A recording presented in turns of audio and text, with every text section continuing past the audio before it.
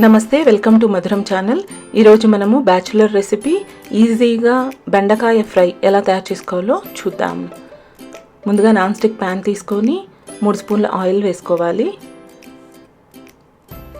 ఈ ఆయిల్ వేడెక్కిన తర్వాత ఇందులో 1/2 స్పూన్ ఆవాలు, 1 స్పూన్ మినపప్పు కూడా వేసుకోవాలి. స్టవ్ని మీడియం ఫ్లేమ్లో ఉంచుకొని ఈ పోపు గోల్డెన్ బ్రౌన్ కలర్ వచ్చేంత వరకు వేయించుకోవాలి. ఈ విధంగా గోల్డెన్ బ్రౌన్ వచ్చిన తర్వాత ముందుగా తరిగి ఉంచుకున్న 2 మీడియం సైజు ఉల్లిపాయలు, కొద్దిగా కరివేపాకు కూడా వేసుకోవాలి. ఒక్కసారి బాగా కలుపుకొని మూత పెట్టుకొని ఉల్లిపాయల్ని మగ్గనివ్వాలి. బెండకాయలను శుభ్రంగా కడిగి ఈ విధంగా చిన్న చిన్న ముక్కలుగా కట్ చేసి పెట్టుకోవాలి. ఉల్లిపాయలు మగ్గిపోయాయి కదా, ఇప్పుడు ఇందులో బెండకాయ ముక్కలను కూడా వేసేసుకుందాం.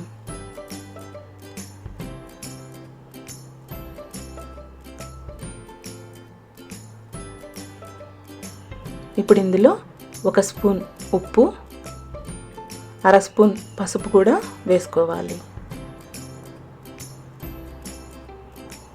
స్టవ్ని మీడియం ఫ్లేమ్లో ఉంచుకొని దీన్ని ఒకసారి బాగా కలుపుకోవాలి.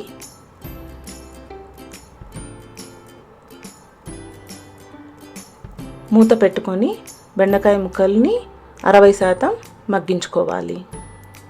చూసారు కదా, బెండకాయ ముక్కలు 60% ఉడికిపోయాయి. ఇప్పుడు మనకి కొద్దిగా జిగురు కనిపిస్తుంది. ఇప్పటి నుంచి మూత తీసేసి ఇవి ఫ్రై అయ్యేంత వరకు చిన్నగా కలుపుతూ మనం వేయించుకోవాలి.